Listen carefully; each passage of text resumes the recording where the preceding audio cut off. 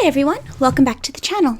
My name's Violet, and if you're anything like me, you've probably heard all the buzz about minimalism.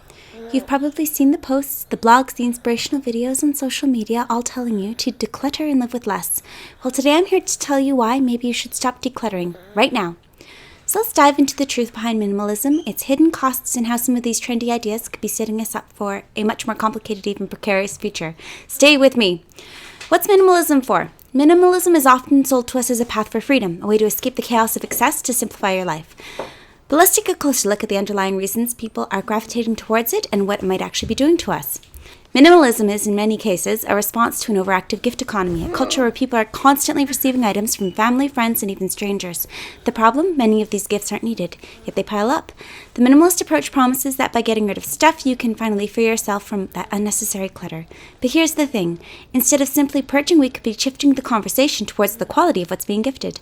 What if instead of blindly decluttering, we encourage people to think carefully about what's valuable and meaningful to them? If we're always purging items, we're missing the opportunity to actually invest in items that truly serve us. Consider shifting your mindset away from decluttering to curating your possessions. We want to focus on ownership that adds real value, not just clearing space for the sake of space. Let's talk about one of the great problems of our time, the elephant in the room, so to say. Economic instability. Minimalism is often promoted as a solution to downsizing and simplifying life. However, many of the people who've embraced minimalism the most, millennials and Gen Z, are often those facing housing instability. In a time when home ownership feels like an impossible dream, what does a minimalist lifestyle actually mean for the younger generations? Often it's less about freedom and more about lack of options. With skyrocketing rents and an uncertain housing market, these generations are trapped in a cycle of renting with no clear path to owning a home. The trend towards minimalism in these demographics could actually reflect a deeper social issue, the inability to accumulate wealth, assets, or even basic necessities. So when minimalism is portrayed as a choice for freedom, we need to ask how many people are actually forced into minimalism by circumstances, not by philosophy. If we want to support younger generations, let's push for affordable housing solutions and policies that encourage wealth building, not an endless cycle of temporary living spaces, where minimalism is necessary because there's no way to store or collect. One more hidden cost of the minimalist trend is in family dynamics. Minimalism for some means cutting ties with the past, but for others it means throwing away family heirlooms, treasured memories, and things that have meaning. The idea of getting rid of everything that doesn't spark joy, a concept popularized by Marie Kondo, can have deeper meaning, more damaging, when it pushes people to cut off emotional ties to their heritage. Imagine throwing out an old photograph, an heirloom piece of furniture, or a cherished gift because it doesn't fit the aesthetic of a minimalist home. In extreme cases, minimalism can create distance between family members. Parents might feel pressure to purge items that represent family history or their children's past, leading to a loss of sentimentality and tradition.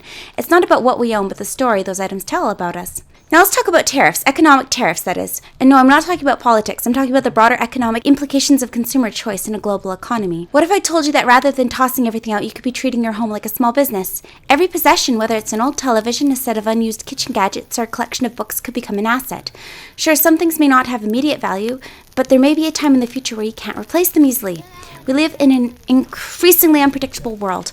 Rising tariffs, trade wars, and supply chain disruptions mean that things we take for granted today may become unavailable or incredibly expensive tomorrow. By treating your possessions as assets that may hold future value, you're making a more sustainable long-term decision. Consider organizing your home with the intention of preserving valuable items, not just for aesthetics, but for practical reasons too. Maybe it's worth holding on to a quality appliance, even if it doesn't spark joy right now. What's truly irreplaceable? Focus on items that are durable and functional. Speaking of an unpredictable world, have you observed this trend among Zoomers? They've grown up in a world dominated by digital media consumption, which thanks to streaming platforms means they own less yet pay forever. It's a strange paradox. In a world where minimalism is meant to free us, Gen Z is getting trapped in the notion that they're paying forever for things that they don't truly own. They don't get to collect, curate, or preserve media in the same way earlier generations did. No one owns movies, music, or books anymore. They just rent them indefinitely. And even more ironically, they're being encouraged to rent everything from homes to cars. This is the ultimate example of how modern minimalist mindset may be subtly locking younger generations into a system of perpetual leasing. No equity, no ownership, no lasting value. A true minimalist lifestyle isn't freedom when everything is leased from a corporation.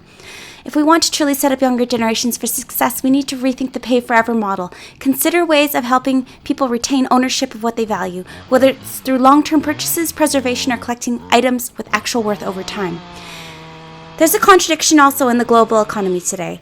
Another one, the world is becoming more globalized and at the same time it's contracting in many ways. The rise of brands like Value Village and Goodwill has flooded the market with high-end goods, items that are no longer affordable in traditional retail but are accessible through second-hand channels. Here's the kicker, as prices for new goods continue to rise, it's becoming more important to store and preserve items that you can't replace easily. Take clothes for example. Maybe that jacket from 5 years ago doesn't fit perfectly now, but if prices continue to rise and goods become harder to find, you'll be grateful you didn't throw it out. This is especially true when it comes to baby gear. With 5 kids of my own, I've given away baby items to family members knowing they'll get use. But baby gear becomes more expensive and not harder to find, but harder to attain high quality items. There's a benefit to keeping what you have in storage for future use or passing along to others. Think long term. Store items that may become rare or expensive in the future. Don't fall into the trap of constantly upgrading or purging for the sake of minimalism. Keep a few things that truly hold value, sentimental and practical. Minimalism is not inherently bad, but in a world that is constantly changing economically, socially, and culturally, it's worth considering whether obsession with decluttering is truly helping us or just setting us up for future challenges. Next time you feel the urge to throw out everything that doesn't bring you joy, ask yourself, is this really for freedom, or is it because society, economics, or circumstances forcing my hand? We don't need to own less. We need to value more, own things that last, own things that matter, and for the love of all things good, stop throwing away your future. If you found this video helpful, make sure to like, comment, and subscribe for more content on navigating the modern world. Let me know what you think. Do you agree with me, or do you think minimalism still has a place in today's society? Until next time, keep questioning and keep evolving.